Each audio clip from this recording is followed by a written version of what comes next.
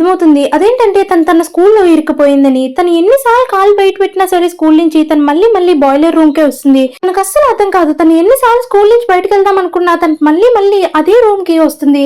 తనకి ఏం జరుగుతుందో ఎలాగైనా తెలుసుకోవాలనుకుంటుంది. ఇక్కడ ఏదో సీక్రెట్ దాగుందని చెప్పి మొత్తం ఇన్వెస్టిగేట్ చేస్తుంది. ఆ రూమ్ లో ఏవో బ్లడ్ మార్క్స్ కనపడతాయి.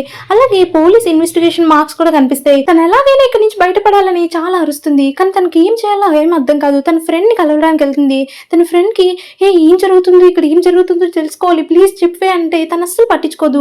అప్పుడే తను చూస్తుంది తన ఫ్రెండ్ మిస్సింగ్ పోస్టర్స్ అన్ని అతికిస్తుంది. అప్పుడు తను మీటింగ్ హాల్ కి వెళ్తుంది. మీటింగ్ హాల్ లో కూడా అందరూ మిస్సింగ్ పోస్టర్స్ అంటిస్తారు. అలాగే తను మిస్ అయిందని చెప్పి అందరికి ప్రచారం చేస్తారు. తనకి ఏ మాత్రం కూడా అస్సలు అర్థం కాదు. తను ఎవరూ చూడలేకపోతున్నారు ఏంటి అని అనుకుంటుంది. అప్పుడే ఒక వ్యక్తి వచ్చి తను చూడగలుగుతాడు. ఏంటి నువ్వు ఎవరికి కనపడవు, ఎంత ట్రై చేసినా కనపడవు అని తనకు చెప్తాడు. అప్పుడు తన గురించి ఆ అమ్మాయి అబ్బాయికి చెప్తుంది. అదేంటంటే నేను ఈ స్కూల్లోనే చదువుతున్నాను, కాకపోతే నాకు బాయ్ ఫ్రెండ్ కూడా ఉన్నాడు. నేను ఆ రోజు క్లాస్ రూమ్ నుంచి బయటకు వెళ్ళడానికి వెళ్ళాను, తర్వాత ఇలా అయిపోయాను, ఎంత ట్రై చేసినా బయటకు వెళ్ళలేకపోతున్నాను అంటే అప్పుడు ఆ అబ్బాయి చెప్తాడు, ఈ ప్రపంచాన్ని వదిలి వచ్చేసావు, నీలాగే చాలా మంది కూడా ఉన్నారు, కంగారు పడుకో అని చెప్పి బాస్కెట్బాల్ రూమ్ కి తీసుకొస్తుంది. అయితే బాస్కెట్బాల్ రూమ్ లో తన టీచర్స్ అలాగే తన స్టూడెంట్స్ కూడా చాలా మంది ఉంటారు. మేము కూడా ఇదే స్కూల్లో టీచింగ్ చేసాము, అలాగే వీళ్ళు కొంతమంది స్టూడెంట్స్ కూడా ఇదే స్కూల్లో చదువుకున్నారు. వీళ్ళందరూ కూడా చనిపోయి ఇక్కడే ఇరుక్కుపోయాము, ఎంత బయటకు వెళ్ళాలనుకున్నా వెళ్ళలేకపోతున్నామని చెప్తాడు. అప్పుడే తను చెప్తుంది, నేను ఇంకా చనిపోలేదు, నేను చనిపోయినట్టు ఆధారాలు కూడా ఎవరికి దొరకలేదు, నేను కేవలం మిస్ అయ్యానని మాత్రమే అనుకుంటున్నారు.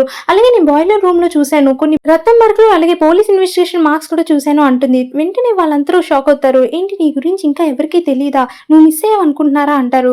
అలాగే నువ్వు లాస్ట్ గా కనపడింది ఎప్పుడు అంటే నేను క్లాస్ రూమ్ నుంచి బయటకు వెళ్ళాను, అప్పుడే నా బాయ్ ఫ్రెండ్ తో మాట్లాడడానికి వెళ్తే ఆగాగున్న ఫోన్ లో బ్యాటరీ అయిపోయింది, నువ్వు వెళ్ళి ఛార్జర్ తెచ్చు అని పైకి పంపించాడు. వెంటనే నేను పైకి వెళ్ళాను, కాకపోతే పైనుంచి చూస్తే తను మాత్రం ఫోన్ వాడుతున్నాడు. అప్పుడే నేను ఫోటో తీసి ఎవిడెన్స్ కోసం అని చూద్దాం అనుకున్నాను. వెంటనే నా బ్యాటరీ అయిపోయి ఫోన్ ఛార్జింగ్ అయిపోయింది. దాని తర్వాత నేను ఎక్కడ స్ట్రక్ అయిపోయినో తెలియలేదు. నా బాయ్ ఫ్రెండ్ కూడా నన్ను చూడట్లేదు.